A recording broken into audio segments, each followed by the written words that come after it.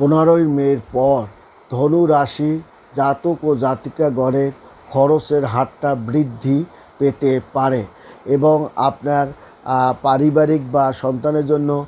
ভালো কিছু অর্থকরী টাকা পয়সা আপনার নাশ হবে, অর্থাৎ এক কথায় আপনি বাজেট আপনার কিন্তু ফেল করবেন এবং আপনার অর্থ আসার পথও সুগম হবে এবং আপনার মেধা ও বুদ্ধি দিয়ে কর্মস্থলে একটা সমস্যার সমাধান করতে পারবেন। পারিবারিক জীবনে আপনার অহেতুক একটা ঝামেলায় আপনি বিব্রতকর পরিস্থিতির মধ্যে ধনুরাশির জাতক ও জাতিকাগণ